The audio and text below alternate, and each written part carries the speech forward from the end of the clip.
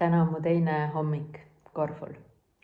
Mul on hea meel, et ma alustasin sellest, et ma eile hommikul enne siit toast või väikesest siis nagu kapslist väljumist tegin oma nimekirjad, et mida ma tahan, mida ma vajan ja mida oleks tarvis.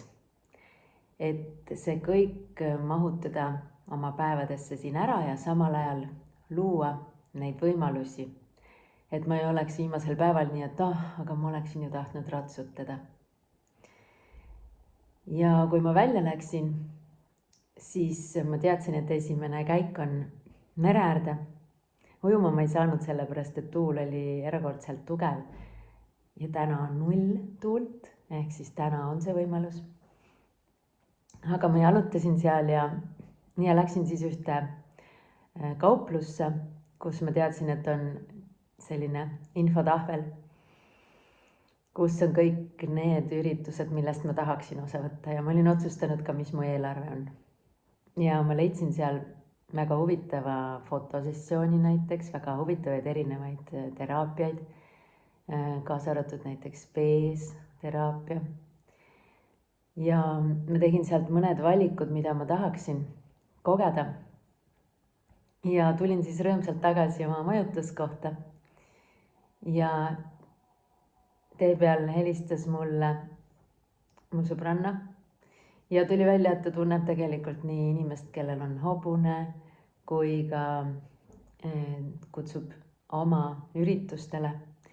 Ja mul oli hea siis valikuid teha ja temaga vesteldes ka öelda, mida ma täpselt ootan siit, sest et ma teadsin, et ta mõndasid inimesi teab ja mõndasid tõenäoliselt ei tea, et siis need asjad, mis ma olin ka valinud, näiteks fotosessiooni, et kas tema tunneb neid, kes seda teevad. Üks teeb kehamaalinguid ja teine teeb pilte. No, ta ei tundnud ja siis ma helistasin. Aga seda fotosessiooni ma ei saa, sellepärast, et need inimesed ei ole praegu siin Korful. Ja siis et see oli hea, et ma mainisin hobust, sellepärast, et tema tunneb ka kedagi, kellel on hobused. Ja nendega küll ei saa ratsutada, sest tal on nagu hobuste vanadekodu või midagi sellist, kus ta on nagu päästnud selliseid vankrihobuseid, tööhobuseid, kes on turistide pärast nagu ülekoormatud olnud. Ja siis, et nendel oleks selline mõnus vanaduspõlv, et neid saab patsutada. Ja tegelikult see on kõik, mis ma tahan mingis mõttes.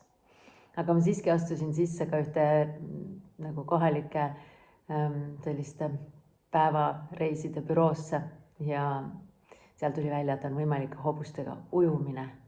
Nii et siis ma olin jälle nagu, lisaks patsutamisele ma tahaks ujuda ka hobustega.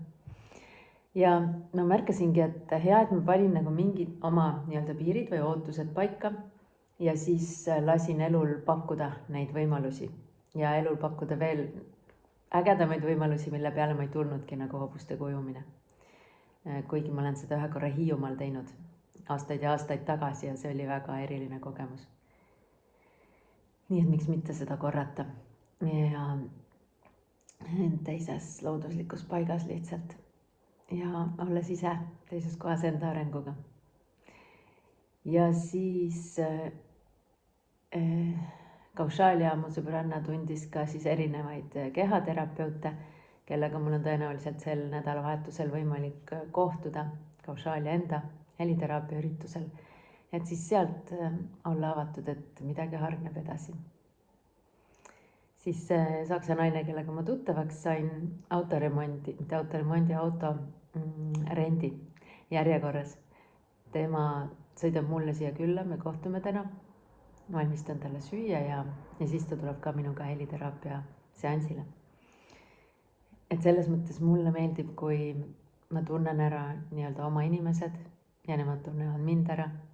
Ja siis ei olene see sellest, et kui mitu aastat me just sõbrad oleme olnud, et ma ikkagi kutsun ta siia endale külla, sellepärast, et selline teistmoodi usaldus on.